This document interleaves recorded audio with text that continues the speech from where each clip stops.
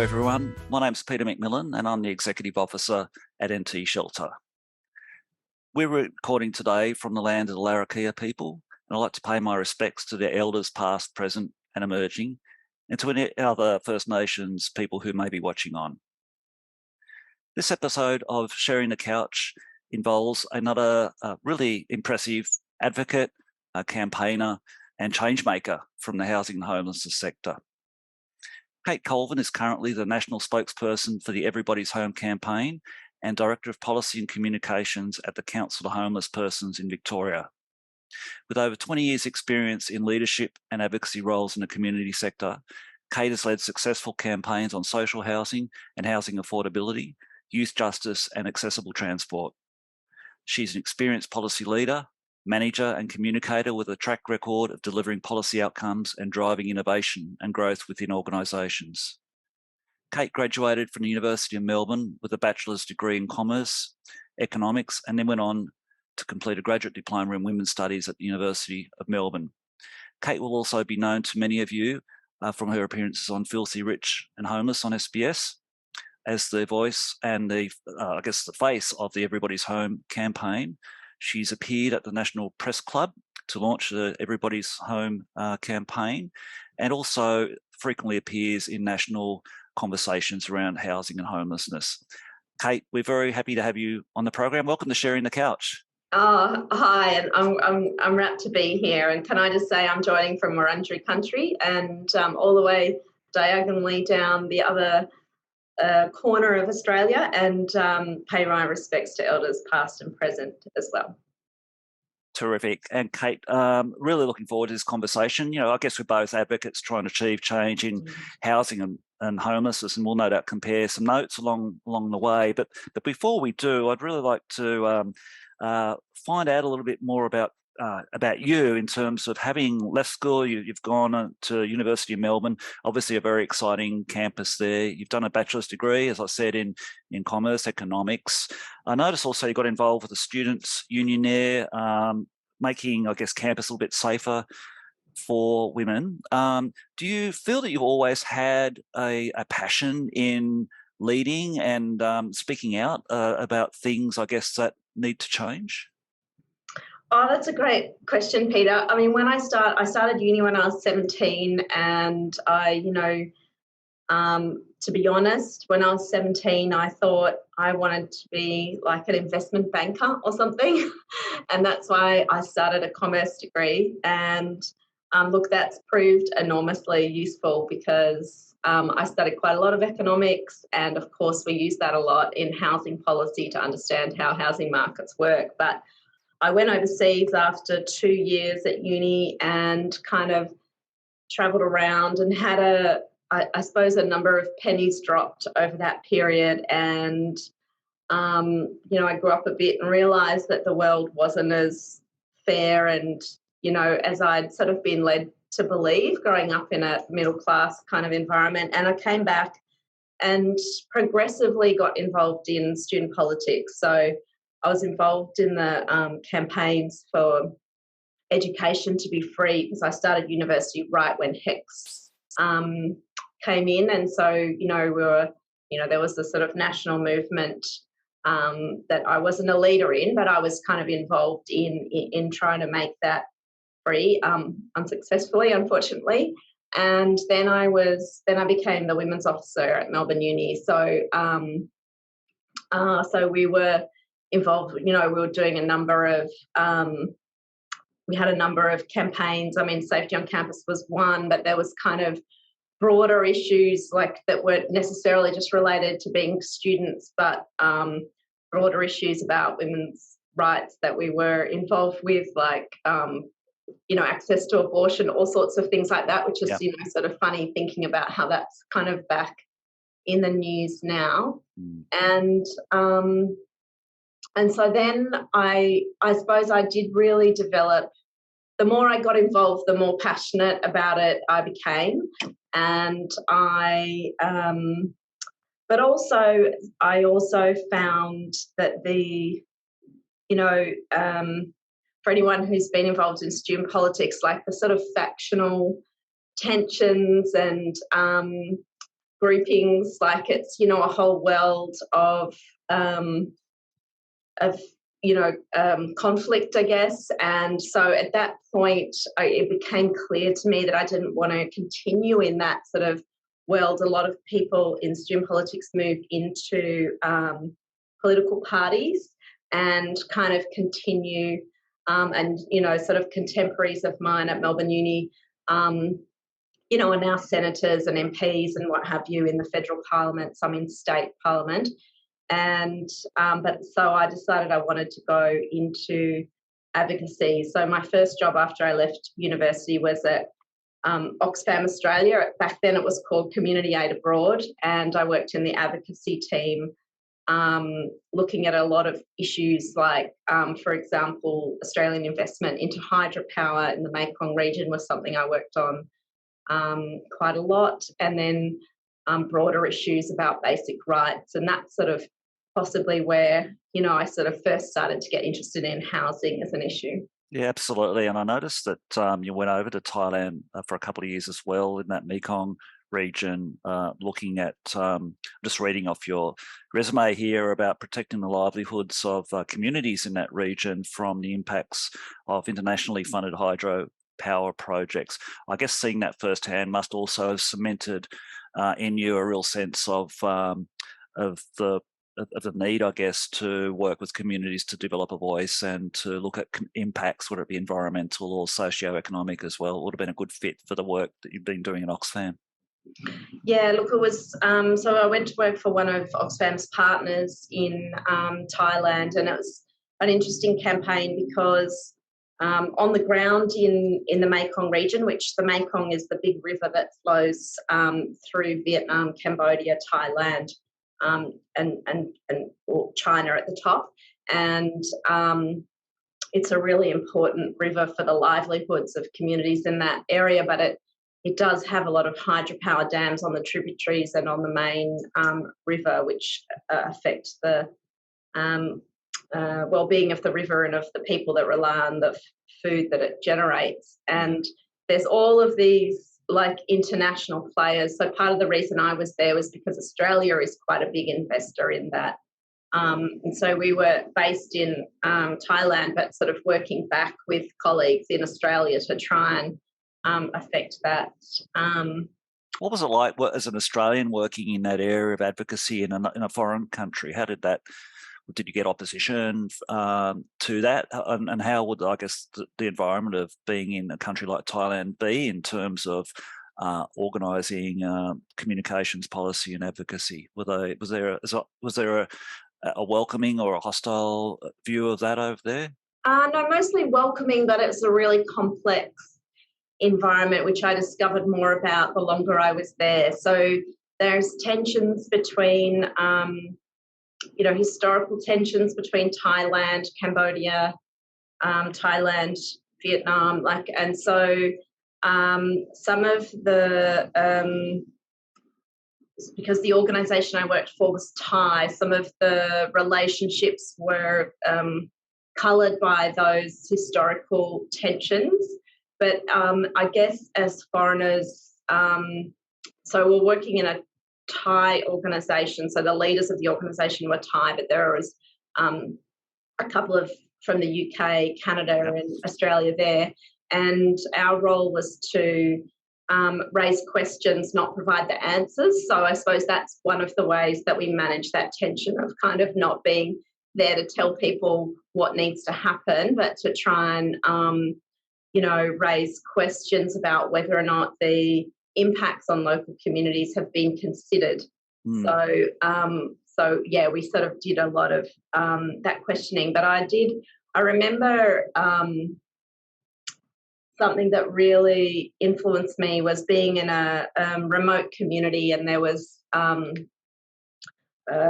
dams are usually built in high ground, and in Cambodia, that mountainous land is occupied often by ethnic minority groups who experience a lot of discrimination within Cambodia. And I was talking to this woman, it was through double translation. So initially I felt like I just misunderstood. Yeah. And she was saying that she much prefers working with the white NGO staff who are based in Cambodia than with the local Cambodians because of the racism. And I was like, what? Like, really?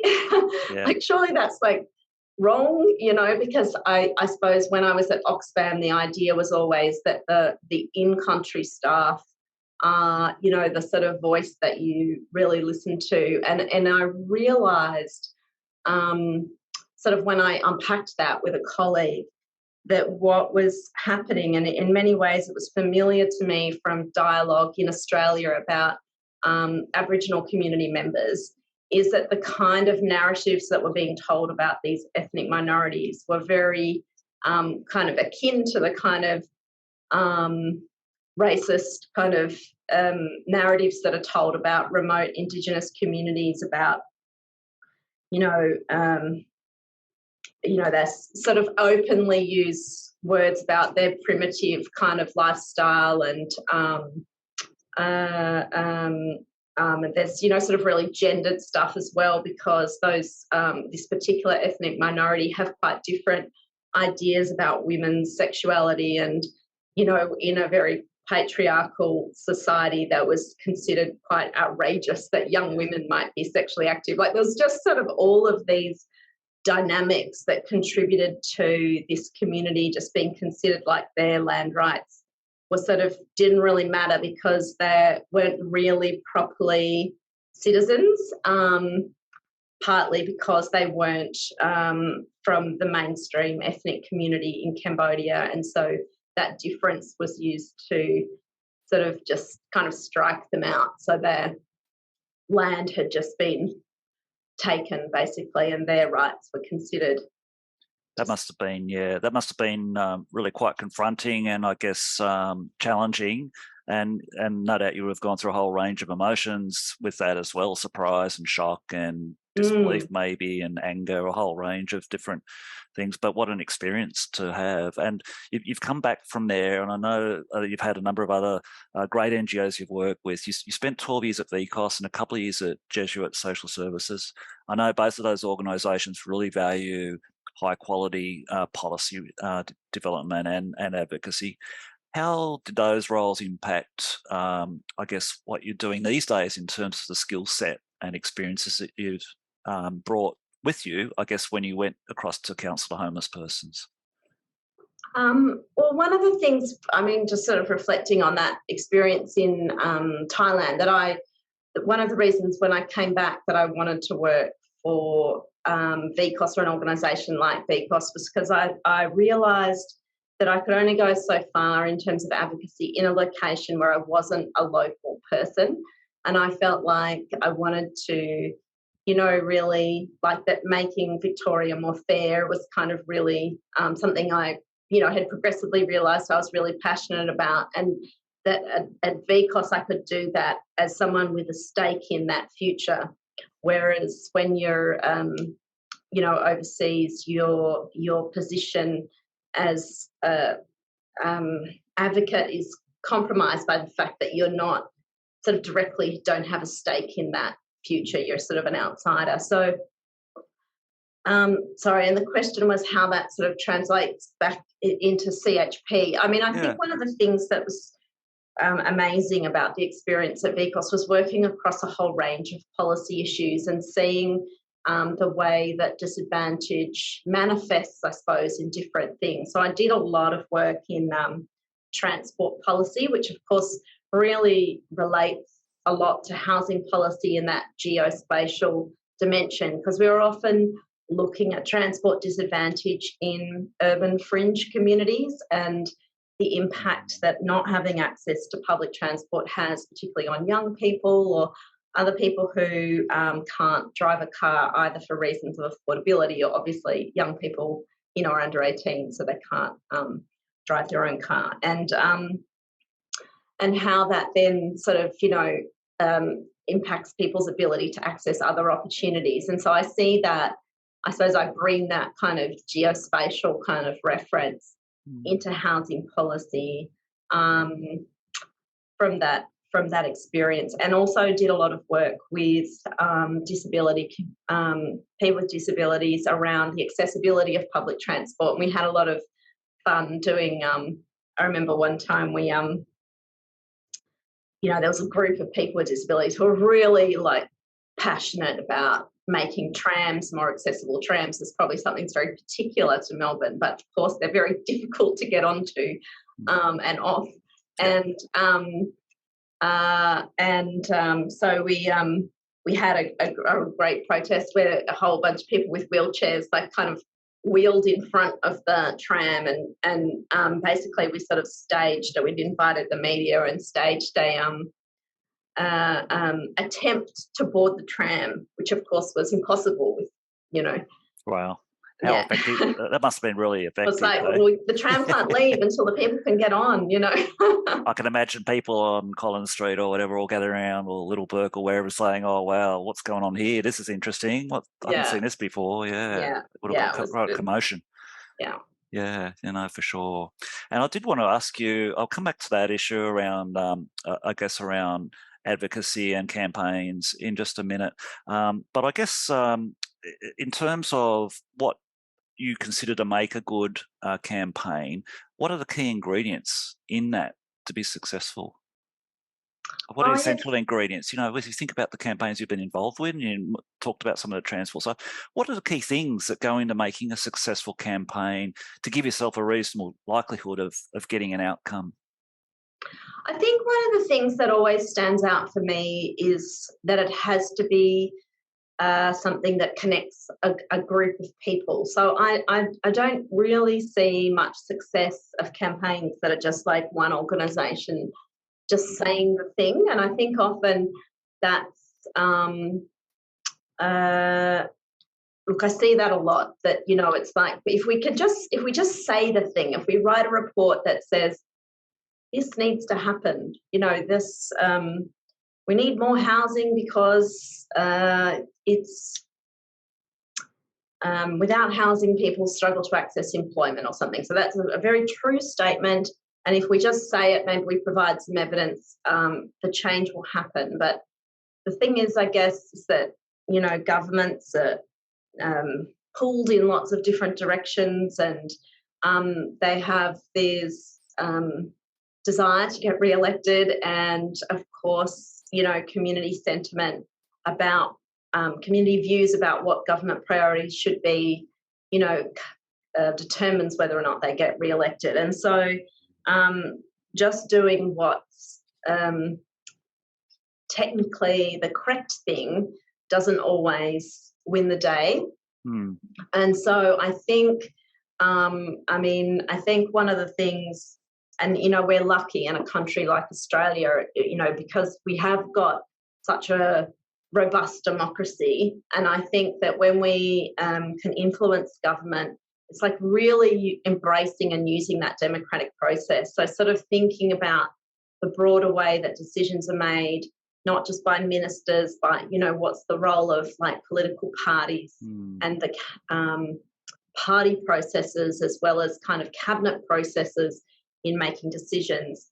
And then where do we as citizens kind of fit into that? And where do we as NGOs fit into like that broader democracy and I suppose leadership with fellow citizens? So I think where I see campaigns be more effective, it's by mobilising citizens, not always in like huge numbers, though campaigns that can mobilise citizens in huge numbers are sort of most successful, but it's, that's hard to do without like really big campaign infrastructure. Yeah. But I guess, and I think the thing I find personally is that there's a real buzz of doing that. Like there's a real energy that's generated of working with other people on a campaign that they're also really passionate about. Yeah. And that's, in housing policy, and it's even because, you've been interviewing a few different people. I mean, I think one of the things is sort of people get interviewed separately, but actually a lot of those people are all sort of working together. Like it's like we've worked together, do you know what I mean, to help bring this issue forward into the public domain. Just in terms of the public domain and communications, I'm just curious, actually, having listening to you go through that. When you're writing or speaking publicly about homelessness, or you're writing something, an opinion piece, who's your audience? Are you trying to connect with the average family in the Australian community who's reading, or are you really thinking, well, I'm really wanting people in political parties who can actually make a difference to see this, who might read it? Because you're absolutely right. It's not good enough just to write a letter, no matter how good the statistics are and the evidence base, send it off to a minister and think things are going to change. It does just not how the process works. And you do need to do a lot more than that. But I guess, who's your audience? And do we need the Australian public to get behind this as an issue, in your view? Yeah, that's a really great question, and the answer about who's the audience is complicated because it's all of those things at once. So it's, in my mind, the audience is the decision makers, but there's the audience goes through a pathway. So if we were just writing to the decision maker in a way that nobody saw, like a letter directly to them, I don't think it would be very influential. But if we say that same content on a commercial radio station, so that those middle Australia people that you were talking about, so that they hear it, then the politician feels anxious about what middle Australia is learning about and hearing about. So it's not necessarily the case that the middle Australian who hears it on the radio then calls their MP and says, I heard Kate Colvin say blah, blah, and I'm really worried about that, although occasionally people do that, and it's great when they do. But I think it's though that the minister, whoever is the minister, gets, every morning, I don't know if they get a pile of papers anymore, they probably just get it as an email, but they get like a file of what all the clips for the day have been. So they see what's being discussed on their issue in the media, and I think they're more attentive to that than what they get as a sort of set of letters from NGOs. Sure. And Yes. so in a way the answer is the audience is middle Australia, but really it's just that middle Australia is the portal through which we talk to the politicians. And so then in terms of language, try and use kind of the sort of phrasing or story about homelessness that we think is most influential to the politicians at that time. So, just to Absolutely. sort of show how that's changed. When we were trying to talk to the coalition about homelessness, we talk about family and security and stability and opportunities for families to achieve prosperity, and all of these ideas, which are quite conservative coalition narratives about how the world works, and just sort of try and insert housing into that narrative. Now that we're talking to Labor, we talk more about access to employment, opportunity, people, being able to, or being able to grow the economy because, if people have housing, then they can participate in work, and we'll be able to address labour shortages. Like, it's a sort of more jobs kind of equality argument. But even though it's Labor, not so much always talking about equality, because I think that sort of respond more to the ideas about opportunity. And in fact, I've myself found the way Albo talks about his public housing experience, I think is quite interesting, because he talks about it as an opportunity narrative.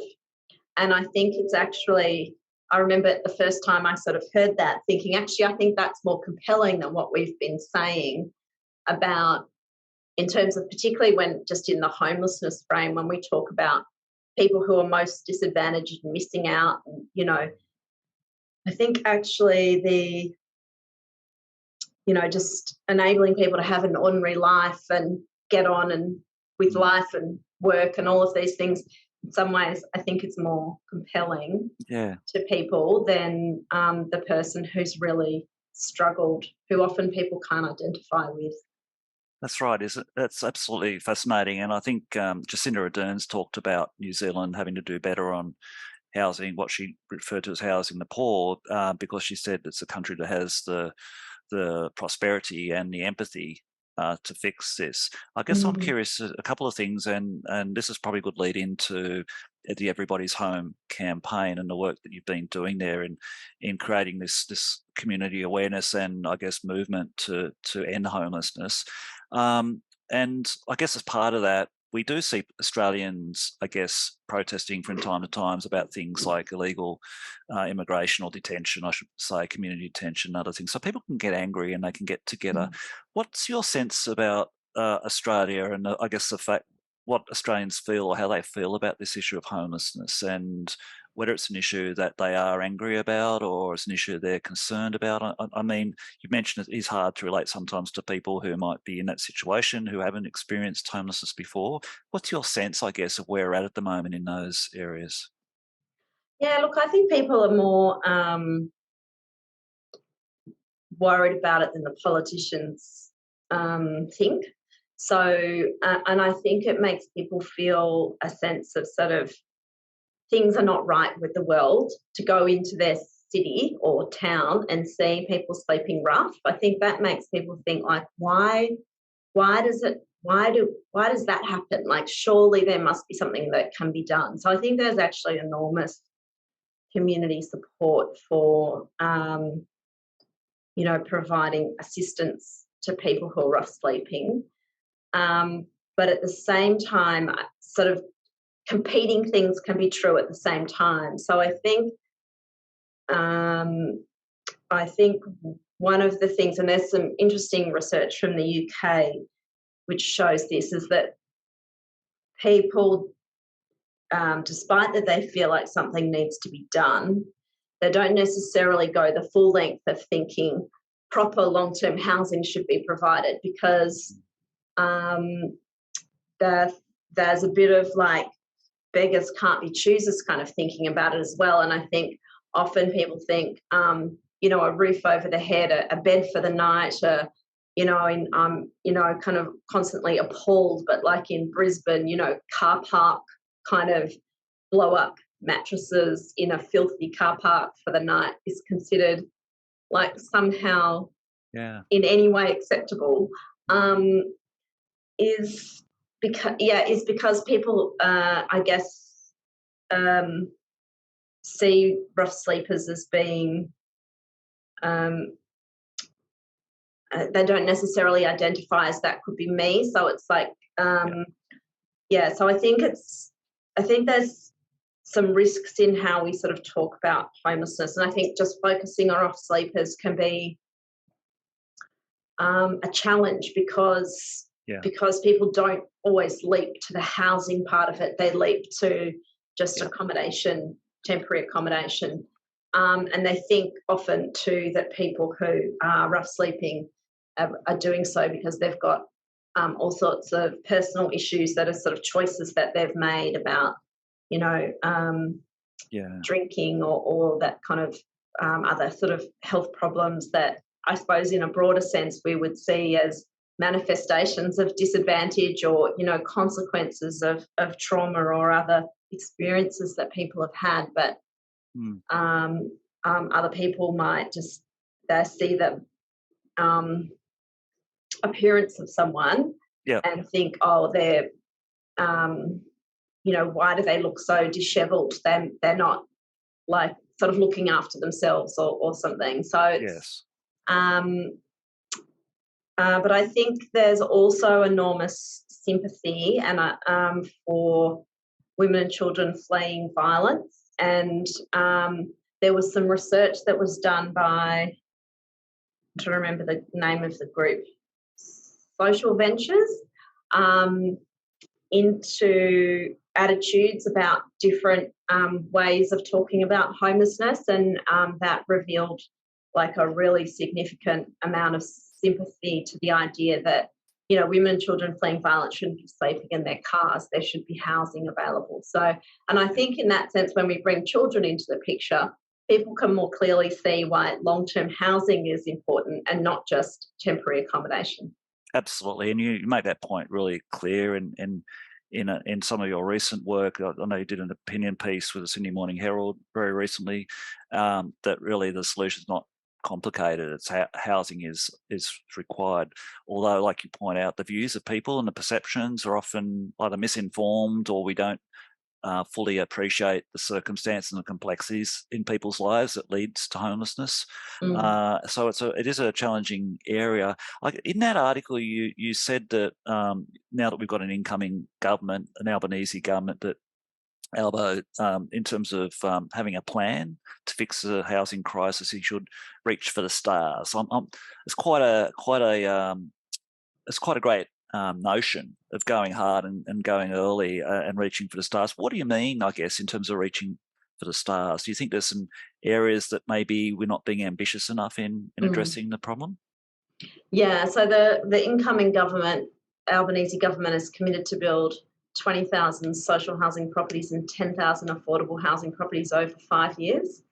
But when you divide 30,000 by 5, you get 8, no, 6, sorry, 6,000. Don't ask me, my maths is lousy. And then when you divide 6,000 Yeah.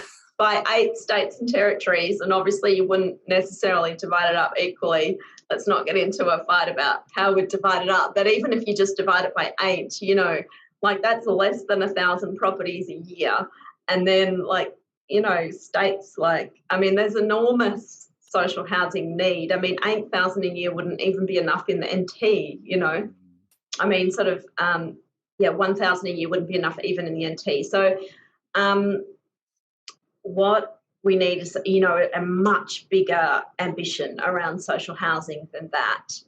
And I think one of the things we're talking about in reaching for the stars and sort of ending homelessness too is around income support. So, provision of housing and provision of adequate income supports are kind of two sides of the one coin to make housing affordable. But, when we had the coronavirus supplement being paid to people on income support, the level of rental stress was, plummeted. It was went from 45% of people on CRA in rental stress down to 29% of people in rental stress. It's still, quite a lot of people in rental stress, but it's a lot less. And, of course, people also were getting that dentist visit done, buying, warm jumpers for winter, able to do all of these ordinary things that, every Australian should be able to do, but are not able to do if they're on job seeker payments. So I guess in terms of reaching for the stars, it's what are the conditions that we need to end homelessness? So obviously enough housing so that everyone can have decent housing is part of that. And Australia is so far from that vision, and 20,000 social housing properties over 5 years is it's just such a small proportion of what's needed, So that's what I mean about doing a lot more. But then the other kind of piece which is in there, which we don't talk about quite as much, but I think is quite important, is about the sort of broader reform that's needed to really end homelessness. So if you sort out the housing and the income support, you'll deal with a lot of it. But there's also some more complex issues around the support people need if they're more, have health issues, have other kind of vulnerabilities like disability, they're fleeing domestic and family violence. Sometimes people do need support to manage that transition from homelessness back into housing, or to even better, to actually avoid homelessness, if people can get support at the right time. And some people who,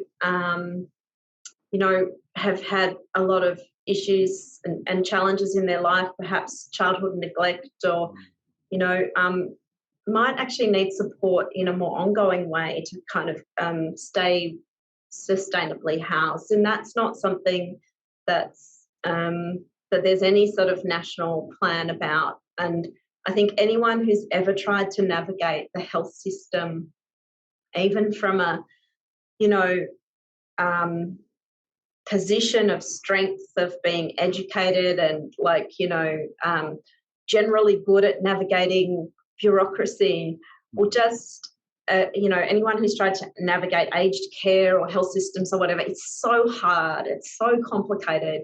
And imagine if you're trying to do that when you're someone who is hasn't the benefit of years and years of education, is mentally unwell and really struggling to concentrate on the task at hand. Like, it's, of course, people need support to help with navigating that stuff. Yeah, absolutely.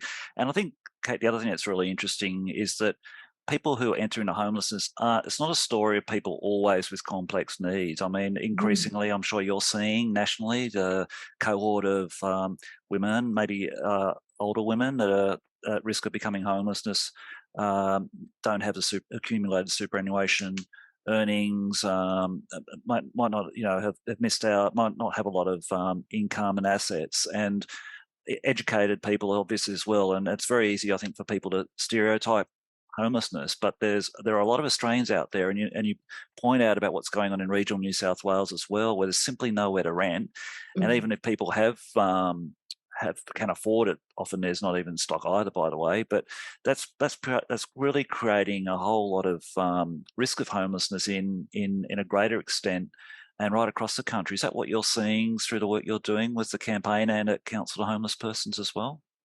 Yeah, absolutely. And I feel like increasingly, worried about it, because we've been talking about this issue being, a crisis for a long time, and it has been. But at the moment, it's actually way worse. Like, the low vacancy rates, down to 1% across Australia, and in a lot of communities in regional areas, less than half of 1%. And that just means, like, for every rental property that comes up, there's just this huge competition. And the most vulnerable potential tenants always miss out in that competition. So even people with jobs are competing and missing out. And so the one with the most,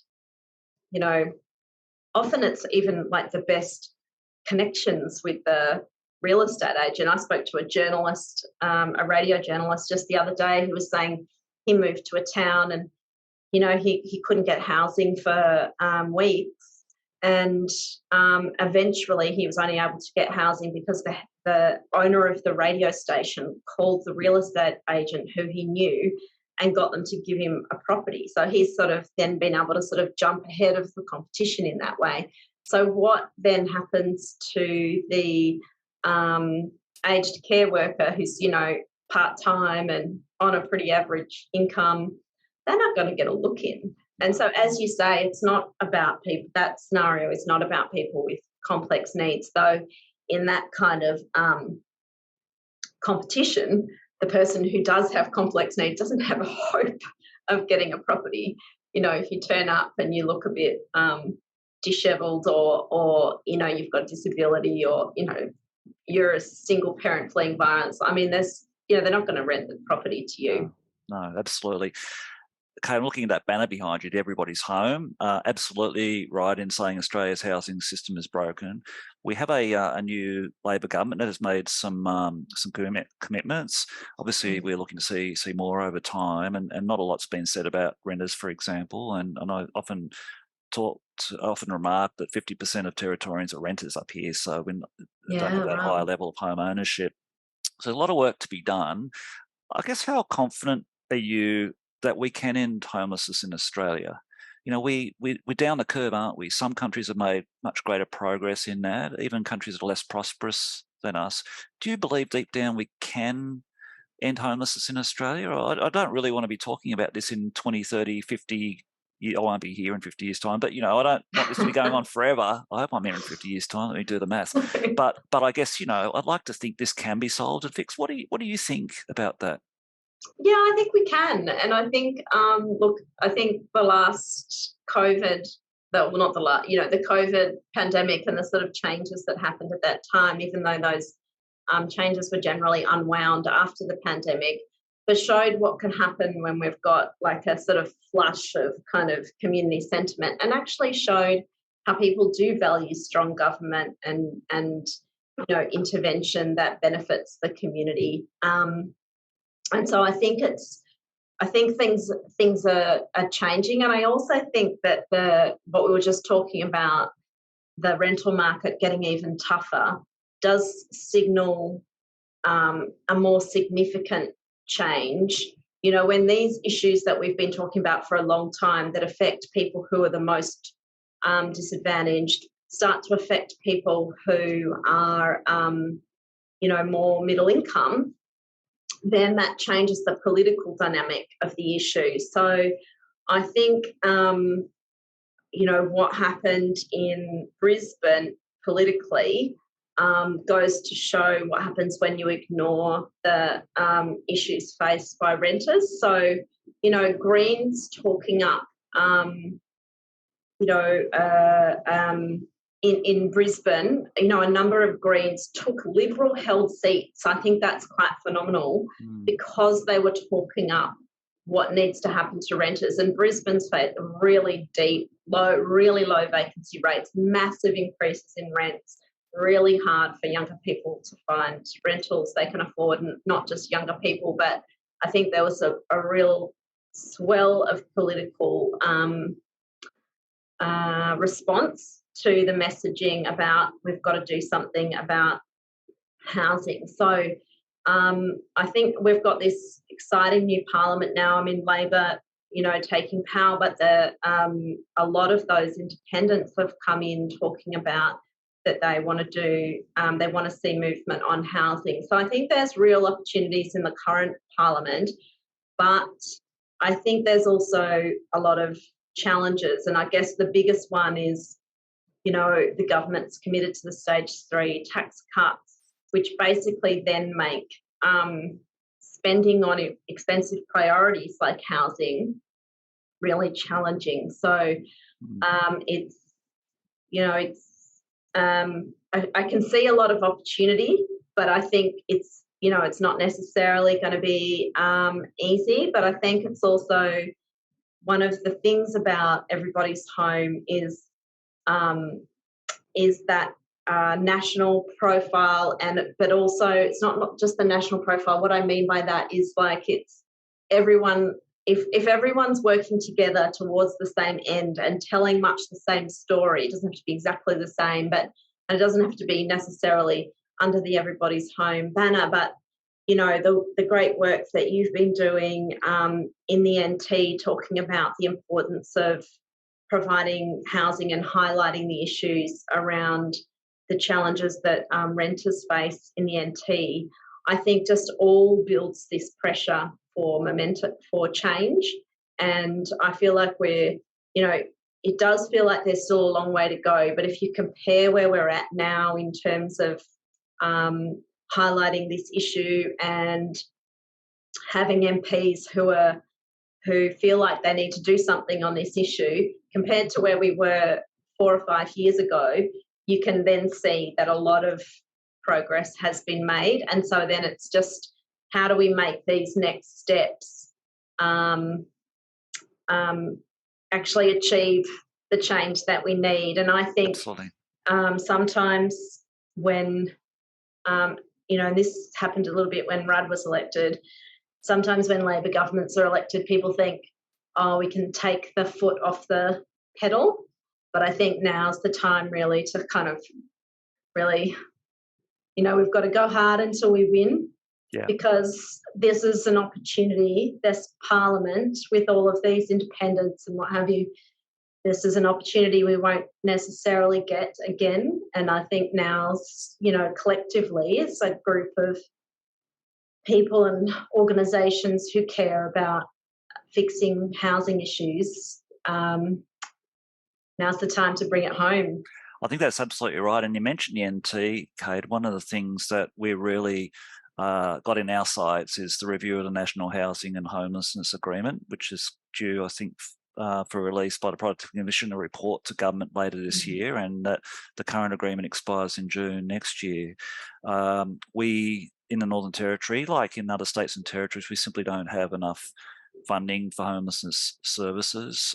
We'd obviously like to see more housing built to help end homelessness, but we do have a lot of need, and we say to everybody who will listen, I guess, that the Territory receives 1.3% of that $1.6 billion a year, so it's around $20 million that we get, with 13,700 homeless people. And other states, I won't mention this state because I always call them out, unfortunately, who have 9,000 homeless people are receiving $170 million a year. And you can imagine what an extra $150 million could do in a jurisdiction like the Northern Territory with 12% of Australia's homelessness. It's not a case of taking money off a different state or territory, but I guess it's about trying to promote that message, and really it's a campaign I think we're going to have to embark on NT Shelter with our stakeholders, and I think we've got to learn a lot from you and everybody's home around how to be more effective with getting a group of people around that issue and having an effective campaign. But I think really we need to see change in the Territory, because we don't think a person who's homeless in the Northern Territory receives about $1,900 from the Australian government a year, whereas those in other states will get around $12,000. And I think that tells a story of, for whatever reason, that agreement's not fair and reasonable, at least in the case of Territorians, and particularly Aboriginal Territorians who experience homelessness. So, I think from today's conversation, you've made a lot of really good points around how to get other people working with you as part of a campaign to achieve change. And change is not to the detriment of others, but lifts all boats. And I guess if we can potentially work together or with Homelessness Australia on this, then I think that'd be something I look forward to doing. Fabulous. Well, look forward to. And I think if there's just to add that issue around NTs, just the reduction in the federal government's commitments around Indigenous housing in particular, which used to be more than $500 million a year, and in 2023-24 is budgeted to be zero. And it's, it's like that. I mean, that money is really needed, and needed even to be much bigger than it was. So we can't just sort of let we need those resources back, not just as more of a portion of the existing set of resources, but there needs to be a lot more resources into the National Housing and Homelessness Agreement, and perhaps a separate schedule within it specifically for Indigenous housing. Yeah, for sure. Kate, it's been wonderful having you on the program. We didn't get to talk so much about the filthy rich and homeless, and I guess some of the next steps for Everybody's Home campaign. But I know that there's opportunity to reset and reframe, not to reset, but I guess to build upon the great work that campaign's been doing. You've got a lot of supporters across Australia, and I think it's really important to engage with that and look at all opportunities to get better outcomes for people who are homeless or at risk of homelessness. It's great. I always get a lot of joy seeing this work getting discussed on PM or in the national media. I think it's extremely important, and thank you for the terrific work you and the team are doing at Council of Homeless Persons and with the Everybody's Home campaign. Thank you. Thanks, Peter. Lovely to chat to you. Yes, thanks. You've been watching Kate Colvin, the National Campaign Director and Manager of Policy for the Everybody's Home campaign. Kate also is a Manager of Policy and Communications at Council of Homeless Persons in Victoria. If you want to see other podcasts that we've done, please check out the NT Shelter YouTube channel. You can get that via your favourite search engine. And if you want to, please hit subscribe so you don't miss out on episodes. We're releasing this and other episodes every fortnight on Thursday mornings, so keep an eye out for that. And I hope you're enjoying these conversations as much as I am. We're having a blast talking to some pretty amazing people. So thanks for joining us today, and we'll see you next time.